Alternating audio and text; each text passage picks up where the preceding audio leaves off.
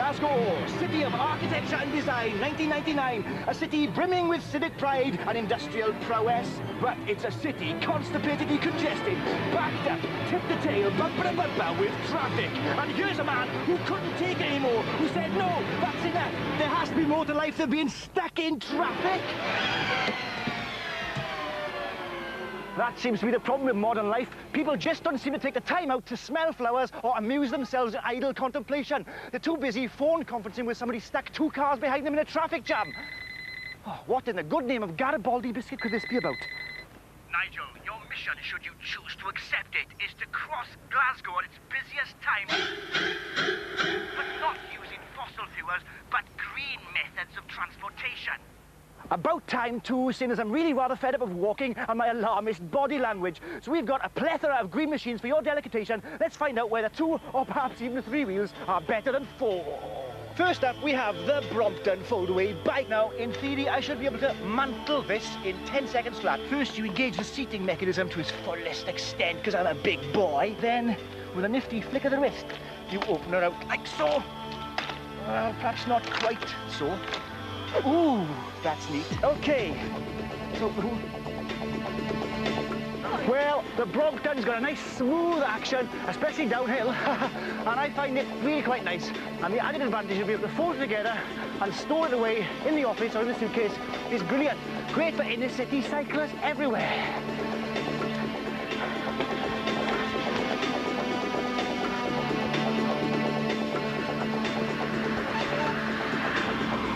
This is a strange creature indeed. Is it a bike? Is it a motorbike? Is it a strimmer? Well, in fact, it's all 3. It's a conventional bike with an electronic power pack built in.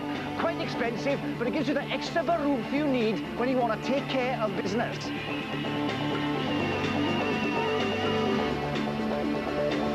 And here it is, the next generation of bikes, the recumbent. Called the recumbent because you lie in a reclining position whilst you cycle. So unlike conventional bikes, which use your arms and shoulders to hoist yourself up hills, the recumbent uses your legs and back. So it's good for you, it's good fun, and it's ergonomically correct. Although I must admit I probably look rather vulnerable to you out there. Whoops, hey, I am in fact in complete control. I can tell from the admiring and glances I'm getting from the public that this really is a beautiful vehicle. Ah, this takes me back. Brighton, 1960, mods versus rockers. I wasn't even born in the 60s, of course, I'm such a young thing. But nonetheless, it's got that sort of retro-esque feel to it. It does look like a genuinely old scooter. It does a good even 30, 35 miles an hour, no problem.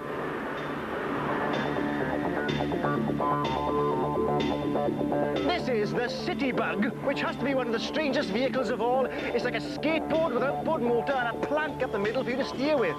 But actually, it's really quite good fun, and it's got these tiny little pedals on the front. But I think they are actually contractually obliged to put those on so they can go out and about on the street. Again, certain macho bore-type guys might feel a bit embarrassed cycling around in one of these, but not me, because I'm so self-actualized and in touch with my feelings. Stuck to my...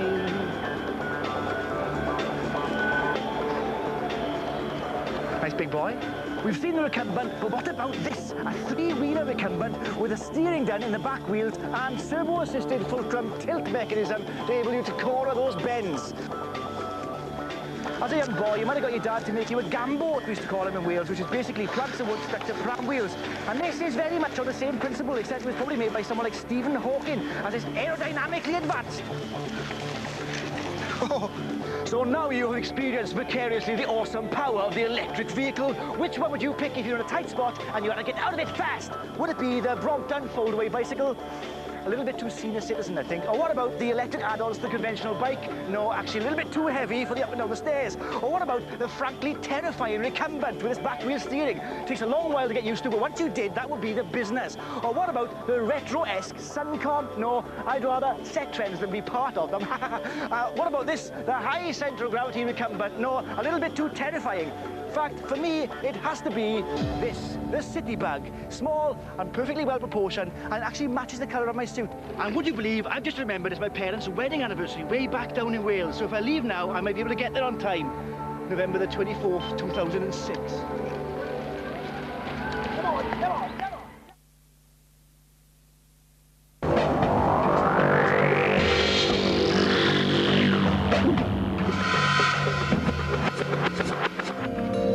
wanted you. Off to college to be a great scientist. Like your father. There's something inside you so special. Someday you're gonna share it with the whole world. From the creative comic mind of the marvelous Stan Lee and director Ang Lee, starring Eric Bana as Dr. Bruce Banner. Confused? Well, don't be, because it's Hulk. Not the Hulk, not the Incredible Hulk, but just Hulk, who finally gets outdid on the big screen. Not outdid as in...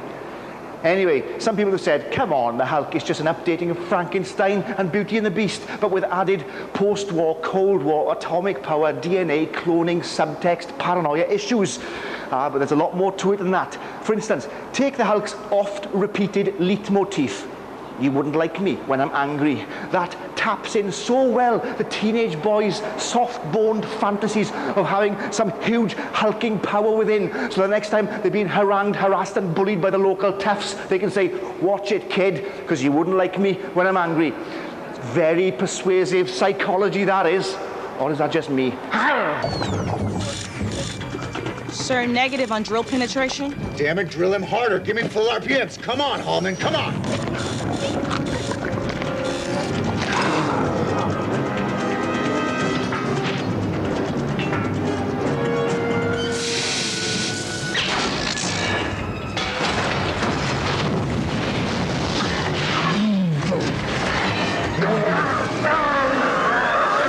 But there's a lot more to the Hulk than him simply being a metaphor for testosterone-induced teenage violence. For instance, the way he gently cradles Jennifer Connelly's love interest Betty in his huge paw, or the way he gazes in wonderment out into deep space when he's carried aloft on a plane, or the genuine epiphany he seems to experience as he looks out over the open vistas of the arid desert. Or, for instance, the pathos exhibited when he stares longingly into his own father's eyes. Played to the hilt, by the way, by Nick Nolte. Christ, he can overact. Indeed, the whole film could be seen as a metaphor for the idea of dysfunctional father figures. You've got Nick Nolte chewing the scenery, then you've got Betty's father, Sam Elliott, obviously a militaristic nutjob of the highest order. Yes, indeed. And therein is the real nubbin of the film. Fathers and how they deal with their own offspring's longings and desires. What do you think I am? Some kind of dad psychologist? Come on, this is cheap therapy as far as I'm concerned. Get in there and sort it out. You said I could trust you. I'm your father. You can trust me to do what I think is right, not what you think you want. He is a human being. Well, he is also something else. Incoming! Yes, indeed. For the first hour of the film, it is cloyingly claustrophobic as we're stuck in small little houses, and the Hulk is then in underground silos owned by the military-industrial complex. But as soon as he bursts forth and runs out, careering around desert dust bowls like some crazed weightlifter on steroids, it's all hands to the pump and it's genuinely exhilarating. I loved it. But there was some concern as to whether a computer-generated creature could carry the lead in a film. But I would much rather see a man of few words like the Hulk than the over-analysis schizophrenia of a golem any day. In fact, thinking about that makes me angry, and you know, you wouldn't like me when I'm angry.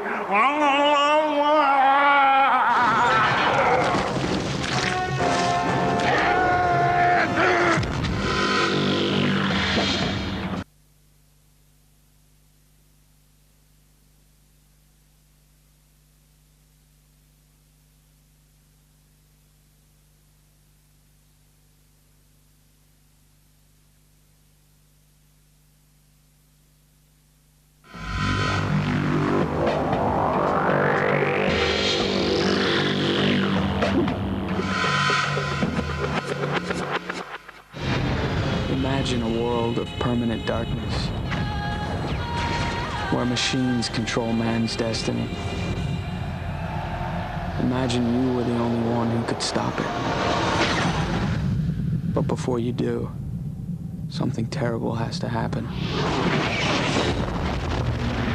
You'd think that after over 10 years, they could have come up with an original storyline. Terminator 3 is basically Terminator 2, but with a new cast of actors.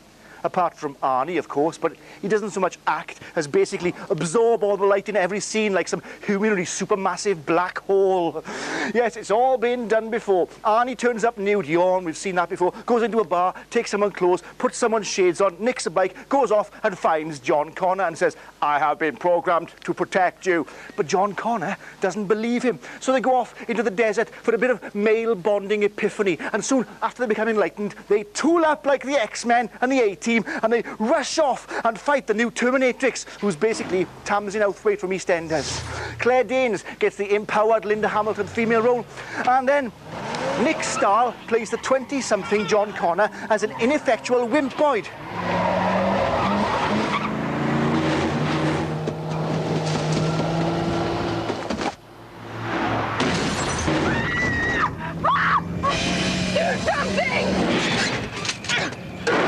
Directors, scriptwriters and screenwriters think that when they write in science fiction time travel epics about going into the past to alter the future, allows them carte blanche to do whatever they like. But basically, unless you've got a firm grasp of temporal mechanics and the philosophy behind time travel, then you're digging yourself a deep hole and filling it with hot water. Excuse the mixed metaphor. Of course, do you think you can halt Judgment Day by travelling into the past and doing something? You can never halt it. You might be able to postpone or delay it, but never halt it. Also, the simple act of travelling into the past means you irrevocably change the future, whether you want to or not. The old adage about a butterfly flapping his wings in Borneo, causing a sandstorm in East Anglia or whatever, is true. The simple act of being somewhere means you irrevocably change the future, and the ramifications of travelling into the past must be absolute. Indeed, there must only be multiverses in the future, not just one set, fixed universe, but many and varied universes, from which one can choose a possible outcome.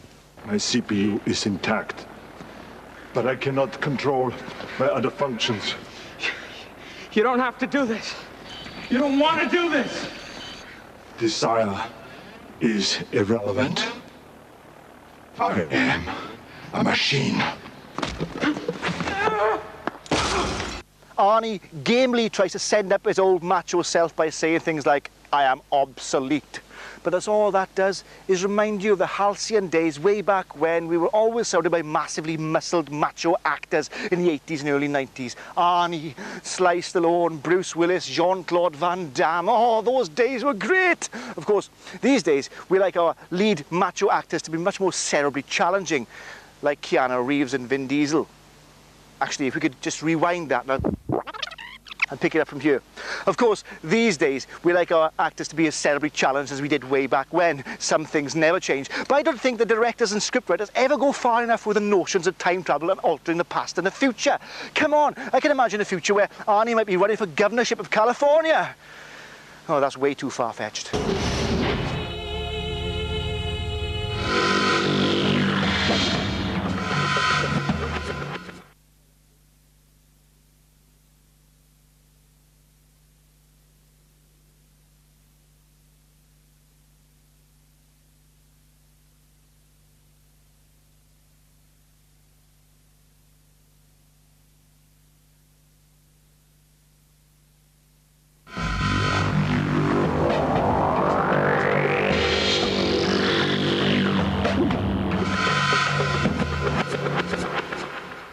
I, Dr. Emmett Brown, am about to embark on an historic journey.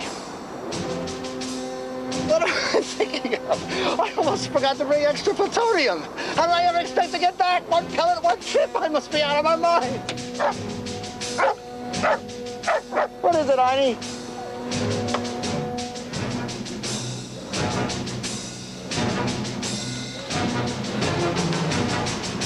Oh, my God. They found me. I don't know how, but they found me. Run for it, Marty! Who? Who do you think? The Libyans! Look at my left! What are they waiting for? It's taken them years. About time to, excuse the pun. Finally, available on DVD. No, I won't tell. Let's see if you can guess. Super sleek, sexy, silver grey sports car that's actually a front for the coolest time machine since the TARDIS. Yes, you've guessed it. Back to the Future trilogy is now available on digital versatile disc. Packed to the gunnels, as one would expect, with extra features. There's deleted scenes, outtakes, a making-of featurette on each disc, and also an in-depth interview with the writer Bob Gale and director Robert Zemeckis, where they are surprisingly candid about the making of the movie. For instance, way back in 1985, would you believe Michael J. Fox was one of the busiest actors on the planet and he just wasn't available? So they shot a sizable portion of the movie with Eric Stoltz in the role of Marty McFly. But when they watched the rushes, they went, "No, we don't want Stoltzy, we want Foxy, we want Foxy." So they halted production and waited for Michael J. to become available. You wouldn't get them doing that in this day and age, you know what I mean? Imagine it, in an alternate timeline, there's actually a version of Back to the Future with Eric Stoltz as Marty McFly. Now that's something to think about, isn't it? Oh no, the Libyans, how do they find me here? Who? No sign of those Libyans then. The original film has stood the test of time, not just because of the brilliant special effects and comic acting, but certainly because of the cultural reference points. They're littered and salted away throughout the film. Calvin Klein, Edward Van Halen, they all get a mention, even Darth Vader. Now, we don't bat an eyelid, but way back then, this was positively revolutionary. And originally, the film wasn't intended as part of some trilogy, as part of a franchise. It was a standalone movie, and boy, did it stand alone. And it wasn't until 5 years later, because of the great public furore about the film, that they decided to convene cast and crew and make Back to the Future 2 and 3, which they made back to back, if you understand what I mean. 5 years later, yes, Michael J. Fox does look as if he's aged a bit, but nonetheless, they are two good films, although, in my humble opinion, they would be even better if they were smashed together into one huge, baffling film that travelled back to the Old West, forward to the year 2015. And therein lies the nub of the rub of the paradox of the problem. See, Robert Gale didn't want to travel into the future because people, he said, wouldn't accept any version of the future other than a post-apocalyptic, Orwellian, dystopian future world of disease and decay. And he didn't want to show that. But hats off to him for making an effort. And would you believe it? Here we are, 21st century dwellers, and we are nearer the future he predicted than we are from the past in the 80s that we actually left and inhabited. Isn't that strange? Libyans! Oh, not again! The Libyans! Woo! Hellfire, Melvin. Them Libyans will stick to you like fresh baby stick to a white cotton underblanket. It is strange watching these Back to the Future movies now with our modern, jaded, cynical 21st century perspective. They take on the aspect of almost a historical document. You watch them thinking, look at the fashion in the mid-80s, look at all that stone-washed, marble-washed, stretch-fit, unisex denim bomber jacket ensemble outfits. I'm going to be sick out of my nose just looking at them. And how, pray, would they be able to predict what we'd be wearing in the future, huh? Although it is a testament to the cast and crew's loyalty that they would reconvene after 5 years to make the second and third film. All those except for Crispin Glover. Aye, the actor that played George McFly so brilliantly in the first movie. If you read between the lines of the Robert Zemeckis interview, you garner that Crispin was somewhat difficult on set. A difficulty that transpired in him being excised completely from the second film, which in turn presented writer Bob Gale with a problem. How do you write out the father figure? So he invented the neat notion of a multi-dimensional future. A future so dark and dystopian, Biff rules, and George has been heinously murdered. So there you have necessity, not so much being the mother, but the father of invention. I know, it's a terrible pun. With Back to the Future being name-checked in Donnie Darko, it's well worth a revisit. Check it out, you know what I mean? It's even got a souped-up DTI soundtrack. Whatever that means. Ah, no, the Libyans, oh my God. Hello, Libyans, how you doing, all right?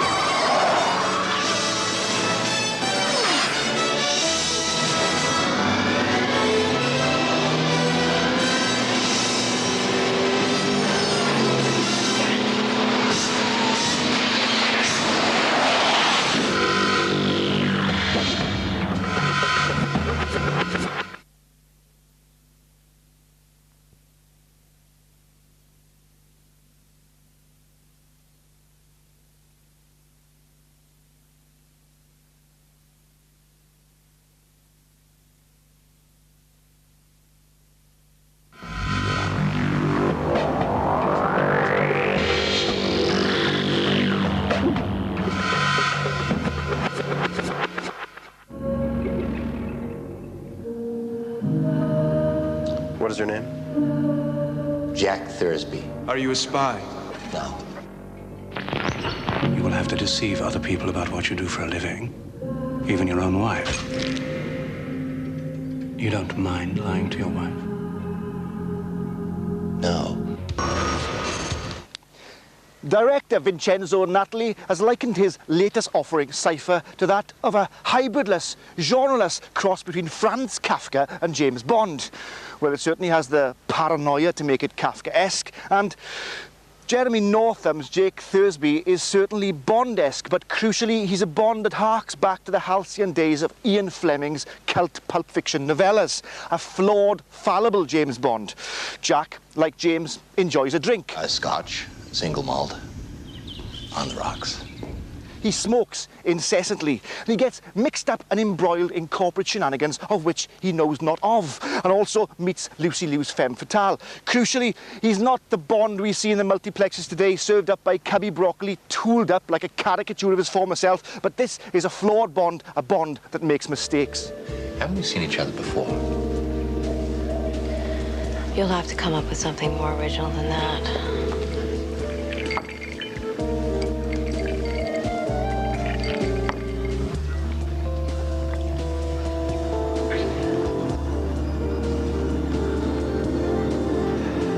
I'm here for the convention. That's fascinating. Cypher is subtly seeded with references to strategy games. There's even a character called Rook, and Northam's character is often referred to as a pawn. But one of the most persuasive aspects of the film is the notion of mind control techniques being used on people in conference. Yes, apparently the dull, monotonous drone of a lecturer's voice could induce torpor in subjects. Now, I've been to a few conferences and that certainly is persuasive and probably is true. According to your neurograph, you're lying. You're lying when you say that your name is Jack Thursby. You're lying when you say that you are not an undercover agent. You are lying when you say that you do not work for Digicor.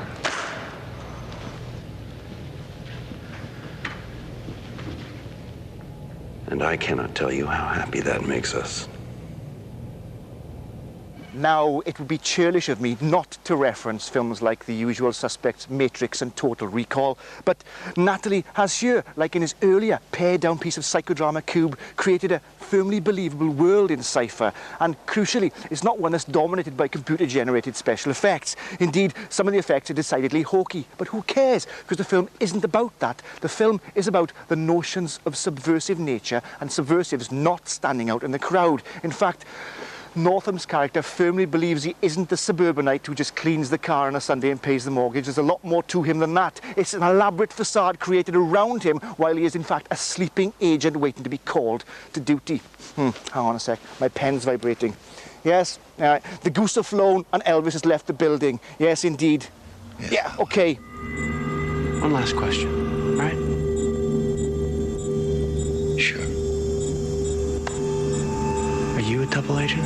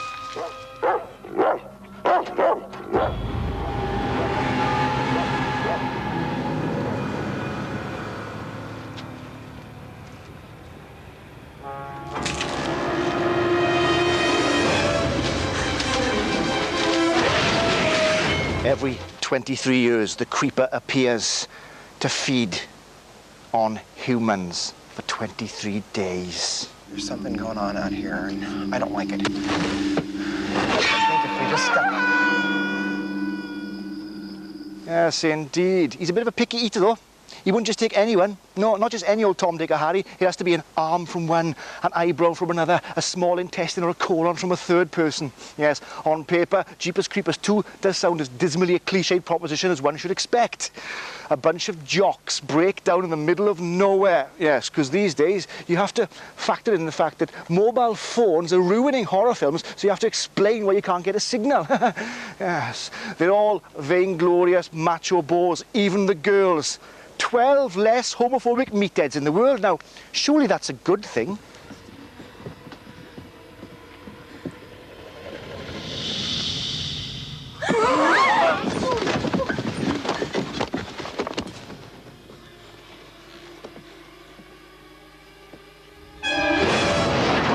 But once you get over the terrible acting, the awful script and the rubbish set pieces, Jeepers Creepers 2 is almost okay.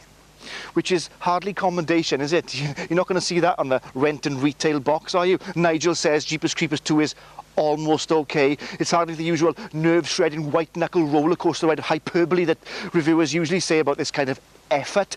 But it is. The creature itself is quite good. He swoops down and takes out the peripheral flesh pods without a buy or leave in a rip-off of Guillermo del Toro's Mimic kind of way, but he's quite good. But you don't know what his murderous modus operandi is. With it basically being a 15 certificate, they can't get too visceral, which is a shame, really. I think I'm just going to phone up and see if I get a director's cut with more carnage. Hello? Oh, I can't seem to get a signal. Oh, scared. Lonely. Help! Oh, come on, go faster! Make it go faster! Go! Go! Go, man! Go! Go! Go! Go!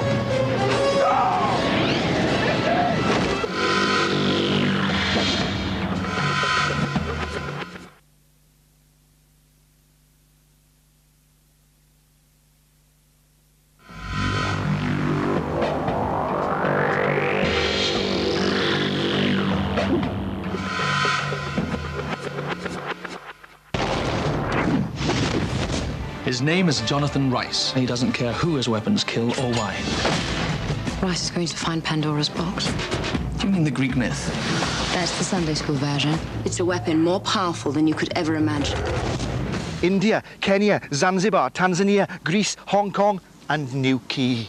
With its incessant globe-trotting Tomb Raider 2, The Cradle of Life, jumps around more locations than a blinking James Bond movie on a cup of double espresso shaken and stirred. And in some ways, Tomb Raider is trying to be the new big-budget, multiplex James Bond franchise film, isn't it?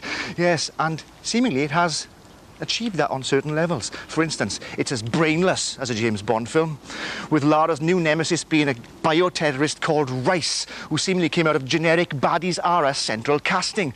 And at one point, a minion actually says, without a hint of irony or comedy timing, Rice isn't to be trifled with. I mean, come on, doesn't anyone even read the scripts? There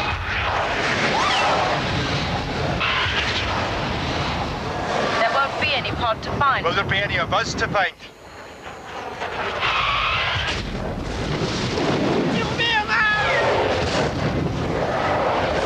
Ready, now. Ready for what? The film itself follows the same formulaic, cliched blueprint as the first film. Lara happens across an ex-boyfriend who she enlists the aid of. Beloved. He might or might not be on the level. There's a lot of guff about indigenous population and local resources being used up by nasty, besuited corporate types with no scruples and even less skill with a gun. Lara herself gets caught with alarming regularity but escapes equally easily. And after about an hour of this nonsense, the film gives up any pretense at character or characterization and turns into a mind-numbing global hodgepodge of mismatched ideas. Forget what Ms. Jolie might tell you about her character being more fully fleshed out, feisty or feminine. It's patently not true. Cradle of Life, more like a crock of shit. Right, you go first. No, you go faster. I'll go first.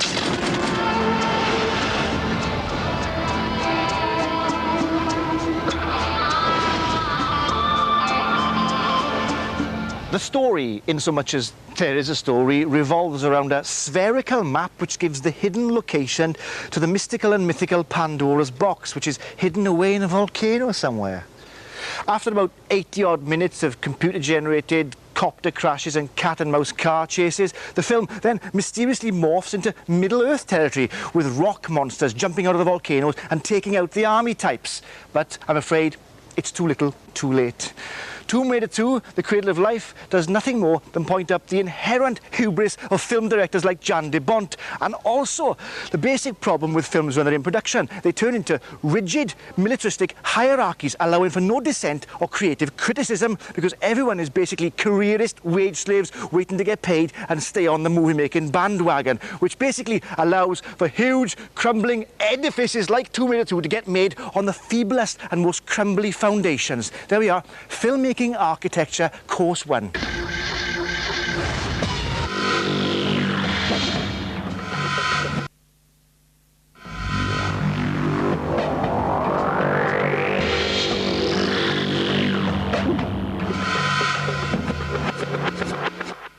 I am a vampire. I wear black clothes that symbolize the black blood that pumps through my black veins to my none more black heart. You'd think that spending your time shrouded in permanent darkness at night, you'd want to brighten things up and jazz things up with some primary colours once in a while, like a Carlton Kids TV presenter, some primary pink, blues, oranges and reds, yes, instead of all this black all the time. The war itself had become more perilous. The weapons had evolved. But our orders remained the same. Hunt them down and kill them off, one by one. In an indeterminate time, in the near future, set in a dark, decaying, decadent East European city, an ancient sect of vampires are engaged in a 600-year-old blood feud with their mortal or immortal enemy, the lycanthrope. That's werewolves to you. As they scurry around dark, dank buildings and through mansions and empty streets in a city seemingly shrouded in permanent darkness. Perhaps they went to somewhere like Iceland or somewhere which has like 5 months of nighttime a year. What a perfect place for a vampire to live. You know, can you imagine kind of living in Reykjavik, 6 months of the year shrouded in darkness? Oh, beautiful manna from heaven for vampires. Take me there.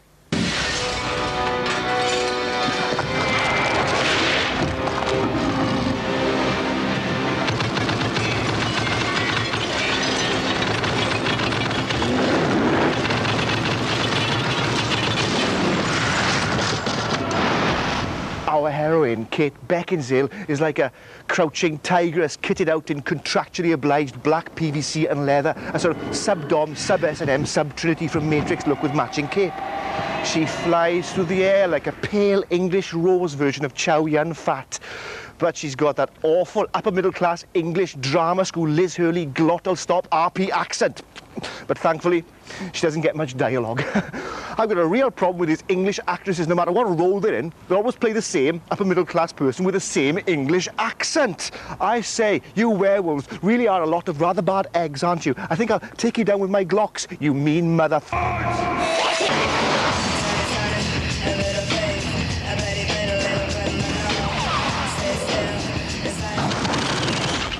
There's plenty of bloodshed, but there's not nearly enough close-quarter scrapping and martial arts. It's all like a sort of sub-Tarantino drive-by gun shootout. I reckon director Len Wiseman really should have made a London gangster film, because that's where the film derives from. It's not nearly supernatural enough. It's all guns, guys, and car chases.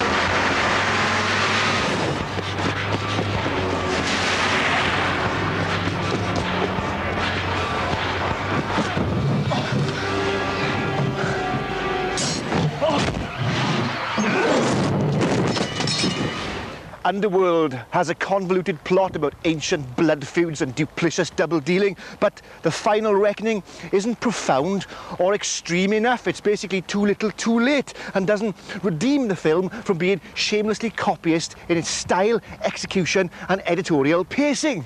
Although I must say the werewolf transitions were pretty good in an homage to American Werewolf kind of way, and the vampire fangs were strangely sensual in an understated kind of way. And as you know, there's nothing I like better than a darn good fang.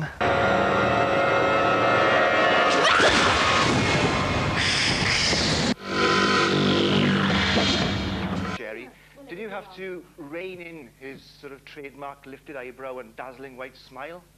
Jack's responsive to the material that he does, and he's well equipped to make that call himself, and he knows when I send him a script that it's going to be something more on that level. It's not going to be a demonstration of his wildly accessible fireworks display. You got to get a hold of yourself, Jerry. The case is closed. I made a promise. I made a promise to find Ginny Larson's murderer. We've become very much partners on these things from the beginning of the development of them, and so he's right along on the ride with me the whole way.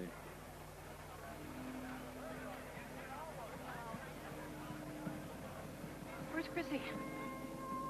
So what time's the party? 7 o'clock, your place. Love to, darling. I'll bring the Lambrusco and the Blue Nun. The anniversary party. Outwardly, Sally and Joe have it all. She, a successful American actress. He, an edgy British novelist about to embark on his directorial debut. And to celebrate 6 years of near-perfect marriage and their recent reconciliation, they throw an anniversary party, inviting the great and the good amongst their showbiz chums and a few more besides, including the neighbors from hell and the hippie, trippy, transcendental meditaty Sky, played by Gwyneth Paltrow. Hello. Sky. Hi. You're Joe, so I recognize you from the book jacket. Yeah. How do you do? Oh, I love that. Oh, great. I'm so happy to be invited, and I apologize for invading, but I'm really happy that you asked me to. I'm just really touched because I know how private you and Sally are. I'm thrilled to finally meet you, Sky. Yeah, well, you're going to be a remarkable director. A brilliant director.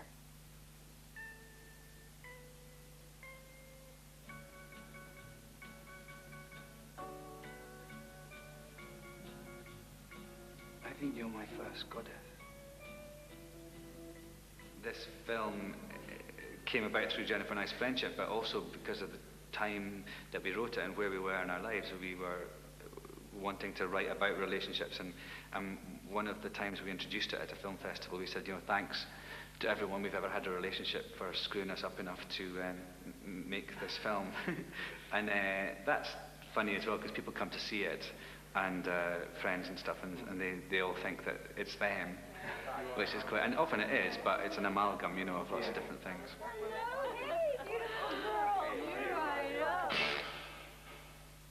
The Believer, a complex, contentious movie inspired by the true-life events from 1965 of a young Jewish boy who flirts with anti-Semitism. Directed by and written by Henry Bean, the man responsible for Deep Cover and Internal Affairs.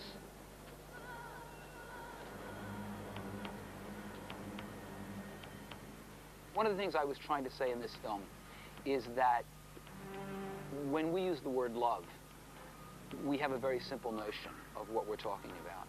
And I think that in reality, hatred is an inextricable part of that love. Hey, you see my buckler? What? Get up! The hatred that Danny feels for his religion and his people is tied intimately to the love he feels for them. And I think that when we deny that hatred, we in fact diminish the love. And you know, the people we're closest to, our spouses, our lovers, our families, we hate them a great deal. And we hate them in part because we love them, because they're so close to us, because we're so vulnerable to them. We need them, we merge with them. We have to separate ourselves from them. Ryan Gosling, who plays Danny, gives a riveting performance, really riveting. And I was worrying about what I call the Alf Garnett effect. That is, a charismatic leader with such rich, dangerously rich polemic that he inspires people who are perhaps less articulate. Yes, and people have said that this is perhaps a dangerous thing to put in a film, and could it actually turn people into anti-Semites, or could it give information and ammunition to people who are already anti-Semites? I think that, in fact, these anti-Semitic speeches of his subvert themselves in a variety of ways. In one of them, he's saying, well, why do we hate the Jews? Because they're communists, or because they're Bolshevik, or because they're capitalists. Well, when you look at traditional things that are said about the Jews, they're contradictory. And I think in some way, half consciously and half unconsciously, Danny is showing the illogic of this. And because by being oppositional and by questioning everything, he feels that he honors it and gives it a validity that the people who accept it without questioning don't give it. You know, it's... This. Ah! Confused sexual orientation and big-ass rock and roll New York doll style. Yes, as much a live gig as a movie, it's Hedwig and the Angry Inch. Ladies and gentlemen, whether you like it or not... Ow! Hedwig! My dad was an army guy, and he was the commander of U.S. forces in Berlin. And we moved all over the place and ended up in Kansas, where we had a German army wife babysitter who was sort of the inspiration for Hedwig. I'm a new burning wall, try and tear me down. How did some slip of a girly boy become the internationally ignored song stylist barely standing before you? I was actually inspired not so much by rock musical films, but by Bob Fosse. You know, and all that jazz has a lot of songs that are set in places, so they're motivated. And then some songs are sort of in his head. Yeah. But they're clearly delineated. I can't believe you're not a girl. Looks like we got some sugar daddies in the house. You could give me a cavity, honey. She doesn't fetishize it. She doesn't dwell on it. It's just she is glamorous. Yes, yeah. And she's moving on. And she's bitter, and she's trying to find her other half. Yeah. You know, the center of it is this myth from Plato. We're talking about how we were all cut in half by the gods and we're seeking our other half.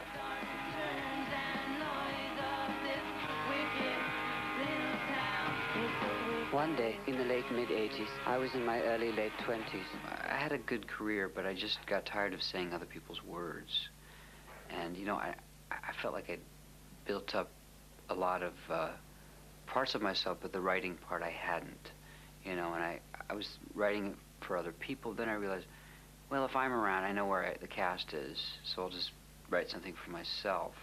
After we've lost, and as the last film flickers and fades on the Edinburgh stage, I'm left with the impression film fans fall into two distinct categories. First, the post-Tarantino young film fan who delights in graphically eviscerating ultraviolence, punny, pithy pop culture references throughout the movie, all cut together with the director's own retro archivist record collection. Secondly, we have the more mature filmophile who indulges in what's called European art house movies, which have more dialogue, more narrative, and are more provincial, parochial, but full of native wit and wisdom. And where do I stand betwixt these two polar opposites? Why, I bestride them like a Herculean behemoth, laughing at the bogus notion of high and lowbrow culture as I let the films wash over me, suffused in a brilliant glory. Which reminds me, I hope I set the Video Plus correctly and taped last week's Buffy the Vampire Slayer, know what I mean?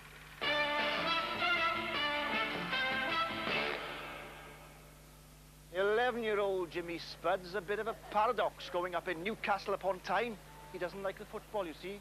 He spends his time daydreaming of the halcyon days when his father, played by Ian Glenn, was gainfully employed as a welder and would throw the young Jimmy up in the air and catch him. Alas, those days are gone, and his father now spends his time smoking himself into an early grave. So, Jimmy petitions the Archangel Gabriel to ordain him as an angel. But before you can get your halo wings, you have to prove yourself worthy. Where's Stavanger? Norway? Who the hell's been filming Norway? We've got an order for a new rig and they're short on welders. And? You have to pay your own fare to get there. They'll be asking you to supply your own tools next. How the hell are we going to pay the phone bill? How the hell am I supposed to find work? Sit down. Dinner's not finished yet. We'll be a civilized family at least once a week. Sean Landless, how old is he? I mean, he plays an 11-year-old in the movies. He's a bit older than that. Yeah, he is a bit older. He was 14 at the time, but he has this terrific innocence, you know, where I think he's utterly convincing as an 11-year-old. The Swan Lake on BBC Two. You've got to be joking. I like a bit of ballet. We're not watching it. They're all puffs. How do you know? I did drama classes. I didn't do any special, like, drama school or anything. Just normal classes like every other kid. But the casting director came to my school looking for kid, like, young lads who, like, fit the bill. And my drama teacher just put us... or an old guy, you know, falling in love and all that. But the thought of being a grumpy good guy was very appealing indeed.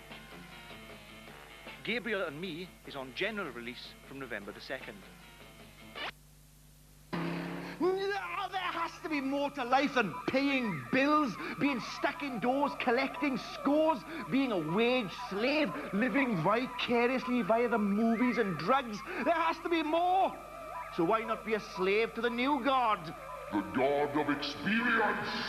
Flitting around like globe-trotting, jet-setting, media-savvy lifestyle whores, imbibing culture and assimilating a worldly-wise overview of everything, so you can return from your travels with a supercilious, wry smile dancing across your sagacious, obnoxious boat. Okay, I'll just start. Well, my name's Ben, right? And last summer, really intense 3 months with Africa's Maasai Mara tribe. Real sharp learning curve, you know.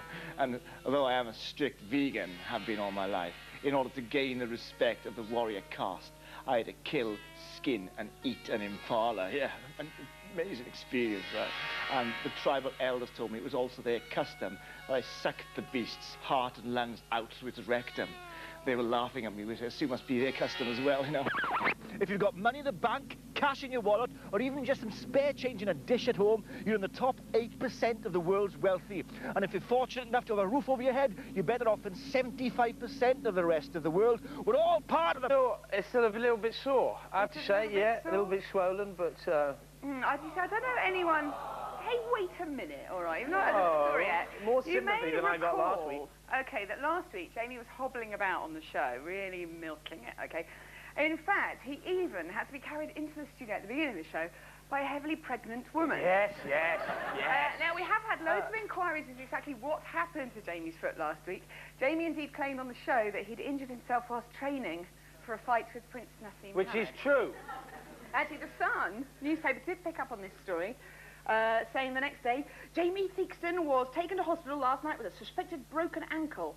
The lanky star, my favourite, hosted the Priory in agony. Jamie told me, this is Dominic Mohan, I'm dedicated to the show and did it in severe pain. It would take more than a fracture to stop me, but it bloomin' hurt. It bloomin' did. And apparently a doctor, That's true. A doctor who was on the scene said he was very brave. He was in a lot of pain. We are waiting for the X-ray results. Is that true? It's absolutely true. Absolutely true. Did you have an X-ray? No. You didn't have an X-ray. All right. It's not quite true about you fighting nerves either, is it? No. Okay, for you at home, this is what really happened, okay? Jamie was, in fact, preparing himself to get revenge on a Channel 4 presenter who did this to an image of his face. Have a look and enjoy. Don't show this.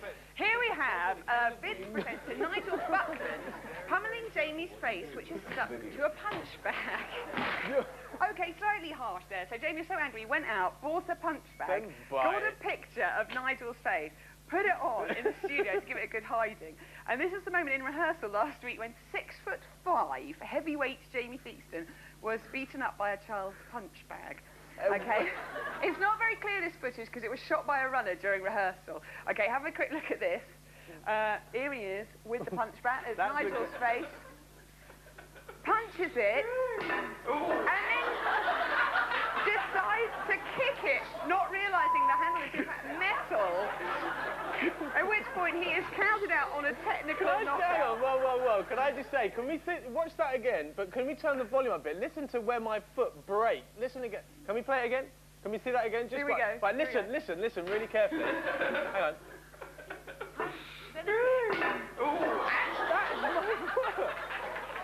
That was actually... Oh, bless you. You poured it. It was very, very funny. Anyway, if any other presenters out there are thinking of dusting up Jamie, don't bother. Just do it himself. Anyway, Champ, who's on the show tonight? Well, in the blue corner, the sheep...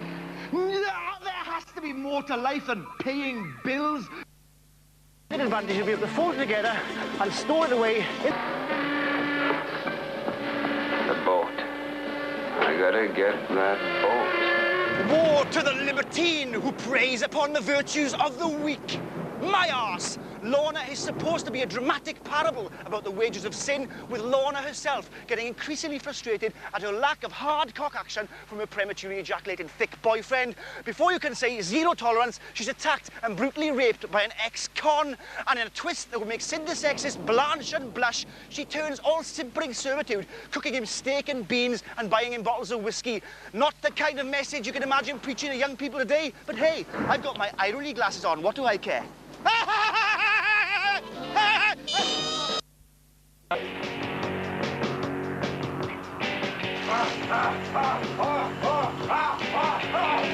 That's right, Steph. Get stuck in.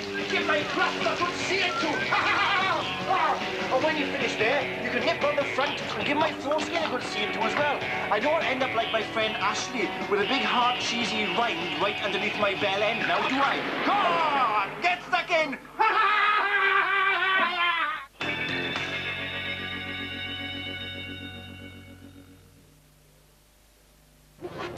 Anti-clam, whatever you want to call it, pudenda. And here it is, giant-sized scale. And I'd like to demonstrate for you my preternatural tickling skills. Firstly, starting with the labia majora. Always working up, always working up. There you go. Then you move into the labia minora. Criticism, eh? Oh, no, no, no, no, no. It's not the critic that counts, but rather the artist who struggles and strives to get his or her vision out there in the public domain against all odds, against constraints, both financial, creative and intellectual, who mans the pumps, who rallies the troops, who mucks in to create something.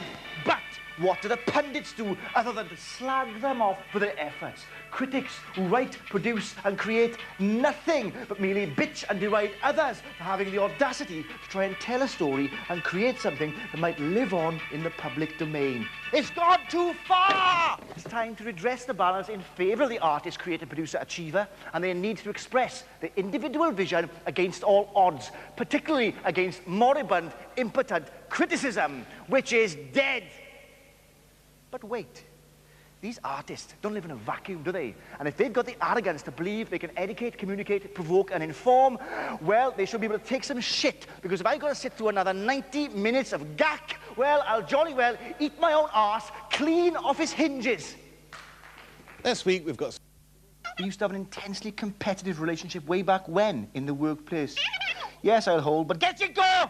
Male rivalry and machismo in the none more macho workplace of air traffic control guys. But when new guy Billy Ray Cypress, Joe Bob Briggs, Billy Bob Thornton turns up, he drives all the other guys wild with jealousy because he's got this sort of half-Indian, mercurial, cool and insouciant charm thing going for him. He's all sort of self-actualised and centred. So it ups the ante and makes guys want to trump each other in the competitive arenas of work, play and shagging each other's girlfriends. Hey, Jinko, how's it going, man? How's things? How's your girlfriend? Yeah, look, I'm sorry I shagged her.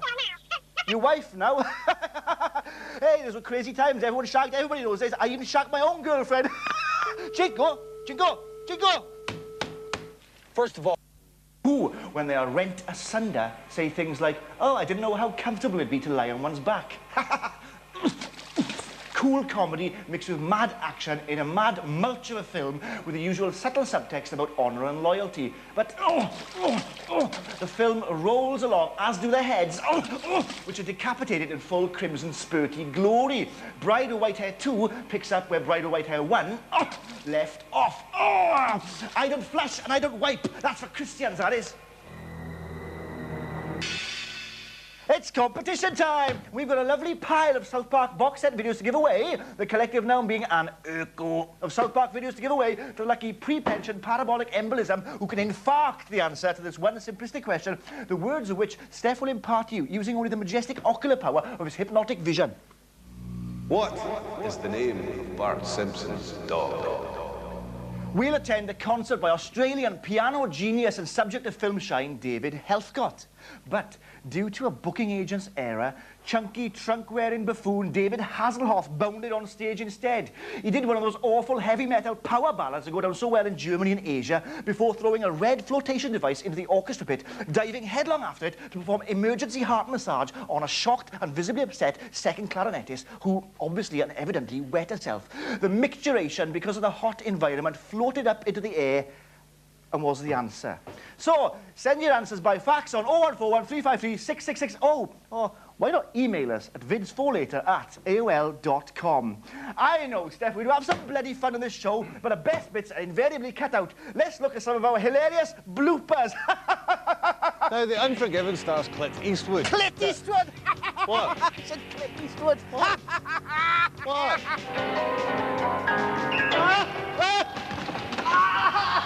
Next up, it's fucking... what is it? What is it? Oh, before Bengazar was great in Tales of Ordinary Man. Charade for your soon-to-be intended is, in fact, a bloke. Oh, shit. Well, that'll learn to you, big man. Come home with me and have a nice hot cup of hatred.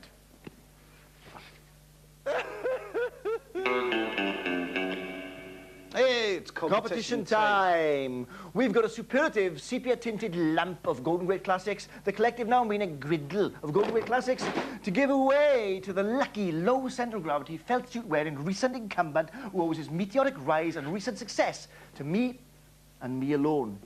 So, can you obviate the answer to this simple question, the words of which Steph will sing to you in his own inimitable style, whilst I accompany him on my organ? Who had the hit single in the 80s with Marlena on the Wall? So, we'll travel to the Outer Hebrides, where we'll lead a semi-monastic, hermetically sealed life and take a vow of silence for over 10 years, and also a vow that we won't wank off. Obviously, the second proved to be the most difficult. In the end, we had to resort to using super glue on our Jap's eyes to seal it up. After 10 years, we came back to civilization, and believe you me, our ball bags swelled up to the size of bin bags, but they weren't black, they were sort of grey-coloured. So we peeled the super glue off our Jap's eyes, and a mad spunk session shot our load everywhere. And amongst the miasma of mucky spunk, we found the right answer. So send your answers by fax on 01413536666, or why not email us at vids4later@aol.com. I'm glad you got rid of that awful ladyboy, Steph. I know what we can do. Let's watch that secret camcorder footage I shot in the bog earlier.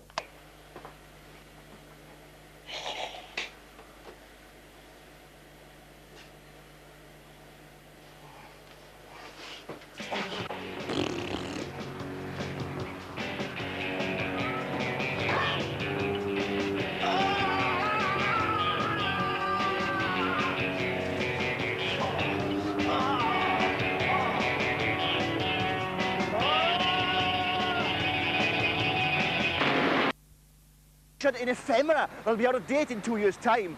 So how's about this for a Chomsky-esque theory? If Moses himself were to travel down from the Holy Mount today with the 10 Commandments carved in stone, the 6 o'clock news would only report on the first 3. You'd have to wait till Newsnight came out to find out what the other 7 were. Frenetically fast cut-and-paste soundbite culture is turning our minds into soft, moist, malleable mush.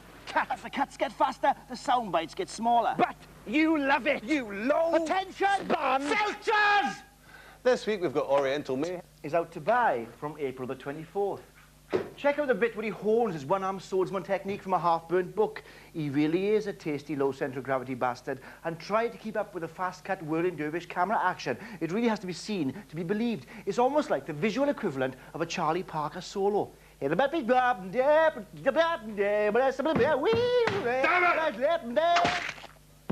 No, what have I done? Nice. Are you okay? Ah, not bad. Anyway, it's competition time. Hey. We've got a wonderful state-of-the-art brand new Iowa DVD player to give away to the lucky loose-limbed lossing Dant who can ascertain the answer to this one simplistic question, the words of which Steph will... Just say, Steph. How many Rocky films have there been? Oh! We'll travel to Atlanta, Georgia, and attend an unplugged gig by Elton John. And during a particularly tearful and emotive rendition of Goodbye England's Rose, Sir Elton soils his Issey Miyake pantaloons. The smell was truly repugnant. Luckily, there was a quick-witted sound engineer on hand to scoop up Elton's fecal matter, and he deposited it in a sound hole of a nearby acoustic guitar. We'll go out and about looking for that guitar, and when we find it, we'll rattle it, and it'll sound like a 2-pence piece, but it won't be. It'll be Elton's dried, desiccated shit inside, and that's the answer. So why not fax us on 01413536660? Why, hi there.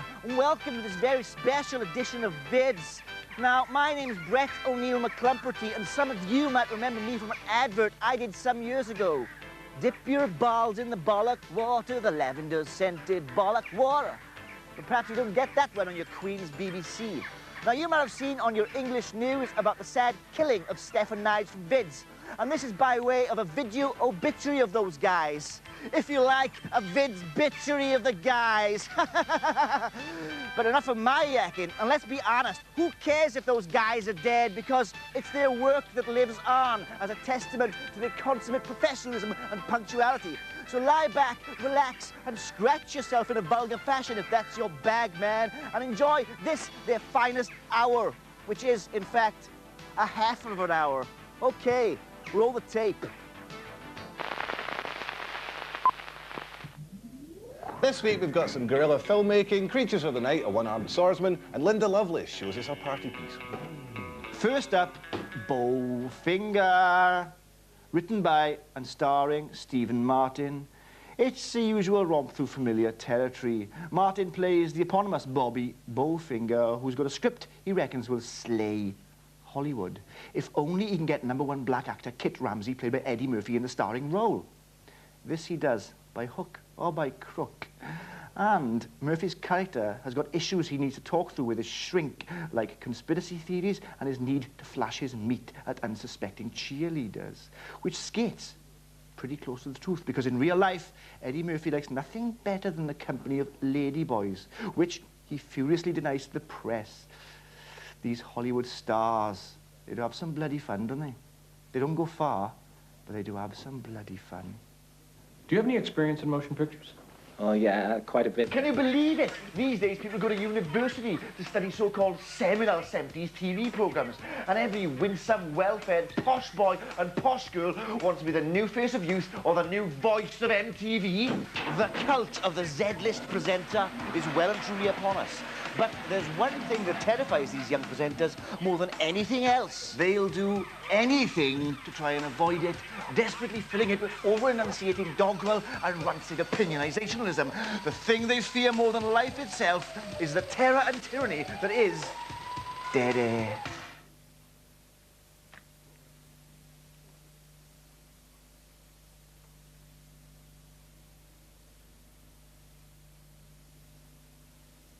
But I love it. I languish in it. I writhe in it. I spread it on biscuits and snaffle it down. This week we've got disastrous drug deals back. You want your spanking? Well, you just listen, right? The SAS were experts at operating behind enemy lines, and this experience proved invaluable in allowing us to cry havoc and let slip the pigs of war. See, I know my William Shakespeare. We're not all as thick as you think. Against the Iraqis in the desert. This experience, in turn, proved invaluable on the mean streets of Northern Ireland, where we have operated covertly since the 1960s, propagating murder, war, treachery, bloodshed, brutality, and insurrection in what's commonly become known as the Troubles, which, to me, sounds like a woman's period pains. Not a country. Can you have a country with period pain? Oi, what do you think you're doing? I'm in the SAS. I could kill you with a mere flick of my anus. Huh? Here? Masturbation, and a young lady pleasures herself for about 10 minutes. Then there's a bit about massage, which neatly segues into another section about oral sex. The narrator saying the 69 position is one of the most mutually beneficial positions for both partners. Not. The pleasure one gives is directly proportionate to the pleasure one receives. It's very difficult to concentrate on the matter at hand when somebody else is chowing down on your nether regions.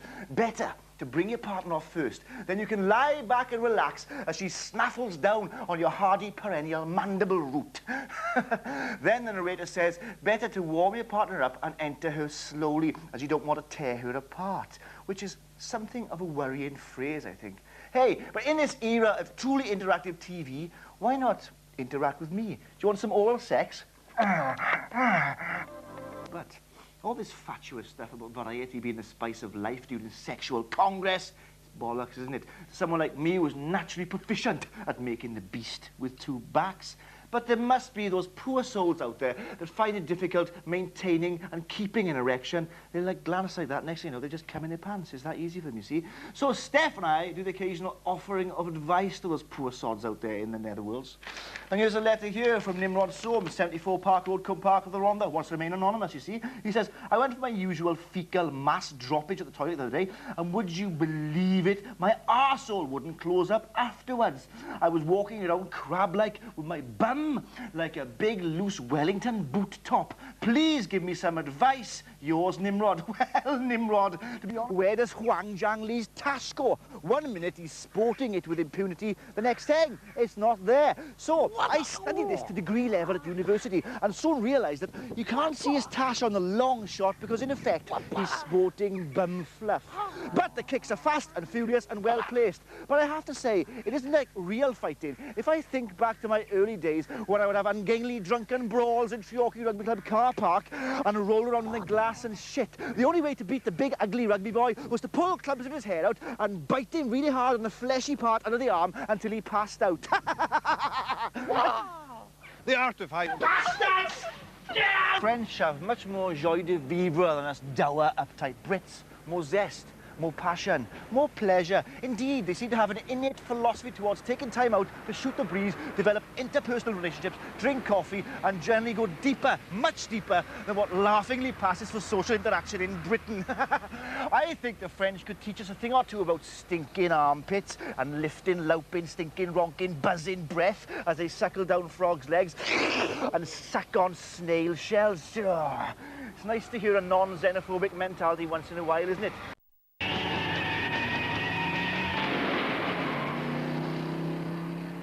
Wales, cool Capri. What was that great quote by Karl Marx? I would never join a club that would have me as its member. And on that basis, I reject the notion of a unified Wales, an amorphous, leak-carrying clump. Forget about rugby, forget about male voice choirs. Now it's all griping guitar bands, miserable turntablists, and arseheads trying to make the Welsh train spotting. Wales isn't just divided, oh no, it's dissected. Only 16% speak the so-called mother tongue, yet they labour under the delusion they're an oppressed minority, when in fact they're a bourgeois elite. As Groucho said, all history is the history of class struggle, boyo. The Welsh are everywhere, but you wouldn't know it because half of them sound fucking English. But we're too ambivalent to be nailed down to an accent. Cowbridge in Cardiff is so posh, it might as well be Knightsbridge in London. But they're as Welsh as the Welsh-speaking Welsh speaker, whether they like it or not. But I'm a citizen of the global village, a pro-European internationalist. Fuck having a Queen's ugly head on the coin of the realm. Let's really break with England. This shit I'm wearing was made by somebody in a sweatshop in China. We Welsh need to control our own means of production and exploit our own indigenous resources. And I don't mean sheep, and I don't mean coal. I mean these little bastards. Magic mushroom. Take over the world with these. I should know. I'm a druidic, Wiccan, warlock, Welsh oral tradition, sheep-shagging bastard.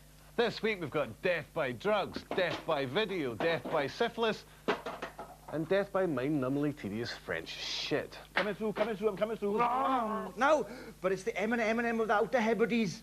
Tannock. Yeah, my name is Tannock. Have you got a beef with that? I reappropriate the way the black guys speak, so I can pass it on to these stupid white geeks who walk with a swagger and speak with a lisp.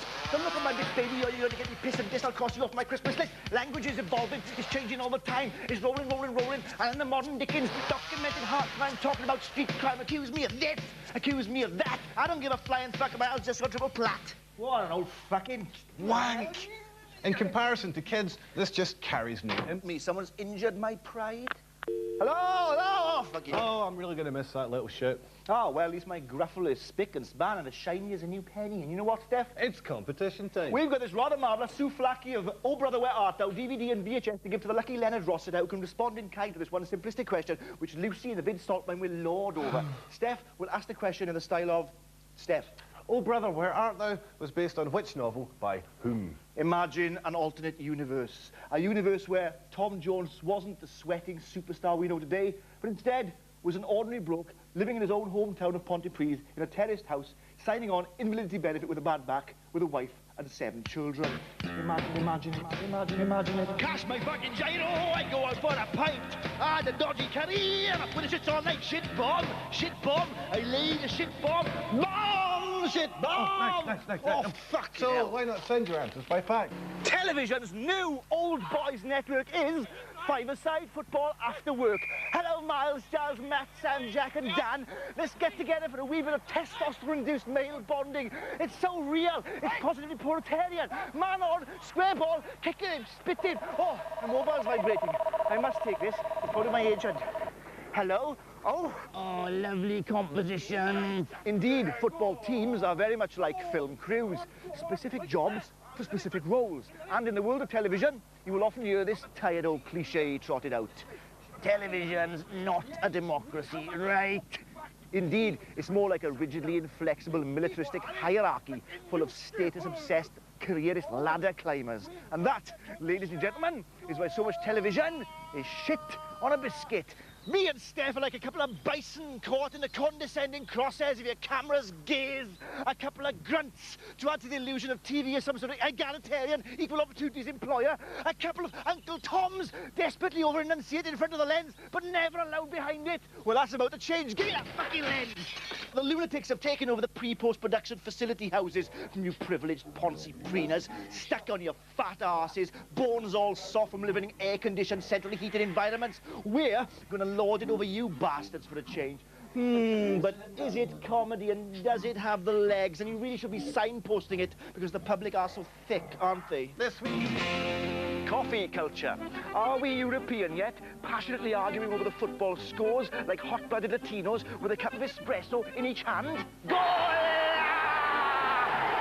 Or are we like Americans, taking time out to shoot the breeze with a double mocha decaf and skim milk, of course? I've got to watch that waistline now.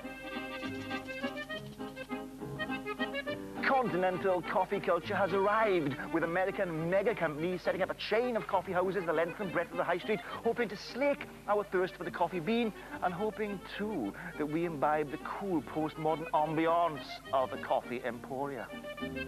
Never! Britain is the home of the greasy spoon and traditional bad service provided by ugly, nasty people. We'll never get limitless refills like they do in the States. More like, could I please get some service, please? I've been waiting 90 minutes for a cup of tepid tea and a hard ham roll. Please, please, please. Of course, some people have fallen for the cool coffee shop vibe, the usual student and misguided trendies amongst them, but I think they're exhibiting classic learnt behaviour syndrome, an act of ultimate self-conscious preening egotism. In fact, I think they're probably all actors. Ooh.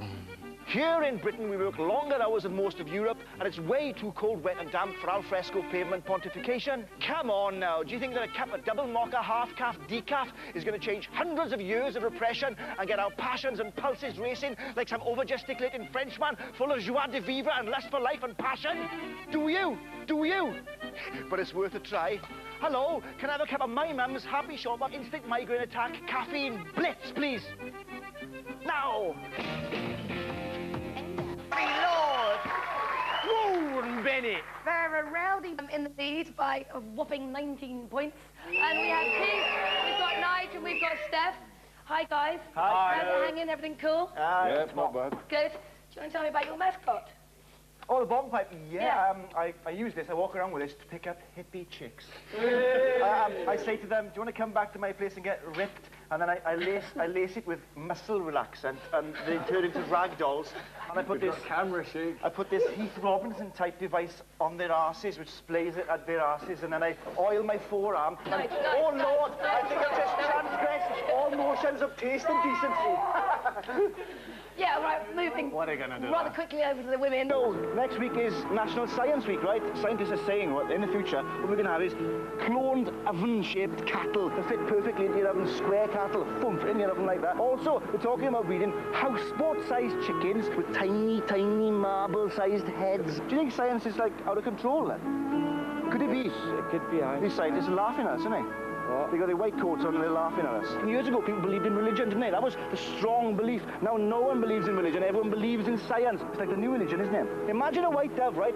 One wing's religion, the other wing's science. Now, there's a religion wing, right? It's flapping lamely because no one believes in religion anymore, so no one bothers with it. The other wing is a science wing. It's flapping wildly. Whoa! There's the science wing. Whoa! Like Sting on a bad night, right? The other wing is the religion wing, right? That's withered. That's withered away. That's like calcified, dried. It's like, remember Dracula before he had the blood? It's just like dust. So this poor bird, right? It can't fly. It can't even get off the ground. It's just stuck in the gutter like that. It's like this. The dove, this white dove, epitomizes the future of humanity. Imagine a perfect world with a marriage and melding of science and religion. So you got the empiricism, the rigid empiricism of science, right? And also the blind faith of religion. And the wings of the bird would flap. The bird then would soar, wouldn't it? Soar! Soar! Up on the thermals, high above us all, looking down on us with a big beneficent smile on its beak. And all its teeth would be out like that. Hiya. Right, excellent. Isn't that something to dream for, boys? We don't have a dog. Isn't evolution amazing? A constantly... So join us to febrile fly-by-nights as we take mildly offensive blandness out and round the corner and give it a lovely spanking. This week we've got chicks with dicks, 50s sitcom hell, a little bit of knob piercing, retro porn, and some mystery in the deep south. I think you find you can, just tighten your grip and go faster. You know when people say, this is great stuff for a wet, windy Sunday afternoon, what they really mean is, this is piss, and I'll compromise my artistic and creative integrity and watch it.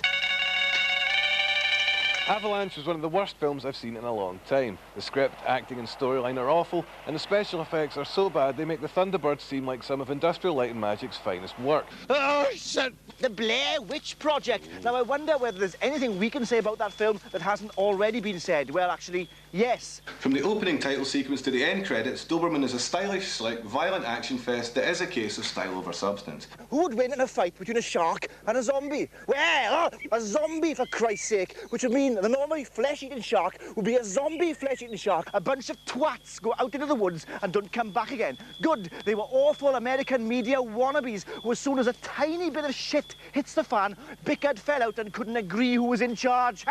Hey, give me that camcorder, you. For this, the second instalment of the Lone Wolf and Cub series, Ogami Ito, ex-chief executioner and current badass hired killer, is still roaming the land, pushing his young son around in the cart, while fending off more bad guys than you can shake a stick at. Ah, you shit-in bastard! It's a Wonderful Life is preserved in a cinematic aspect of its time, effectively showed how the Industrial Revolution swept across the length and breadth of America and swept up all the working class kids, propelling them into blue and white collar professions.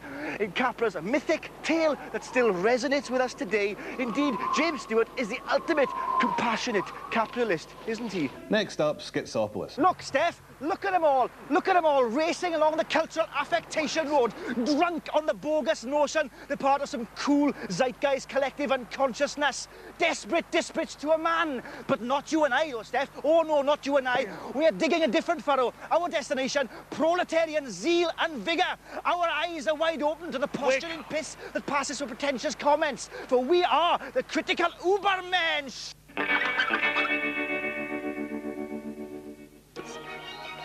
It's a classic S&M image. There's the ball of the foot, the heel of the foot, the inside and outside ankles, the instep, and finally there's the back knife edge of the foot. But who could forget the ever-popular manky toe jam, and of course the sometimes lethal heady bouquet. Get in there! Oh, aye! Oh, aye!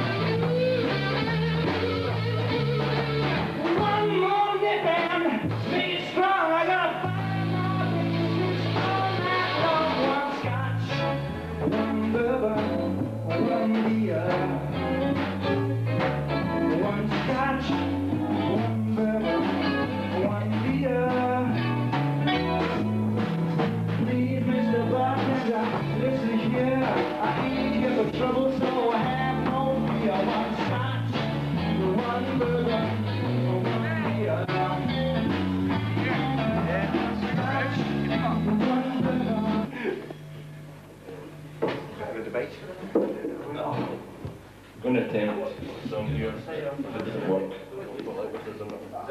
what's it called? Come together. Alright.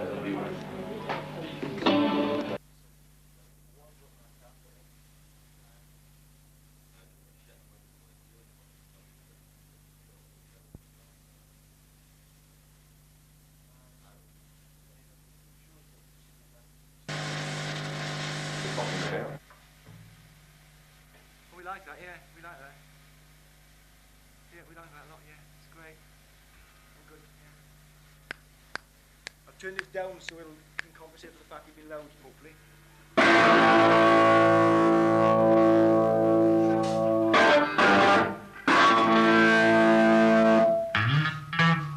Let's go back to the start of the crawl stuff, blah blah blah. Let's get some on his tape, see what happens.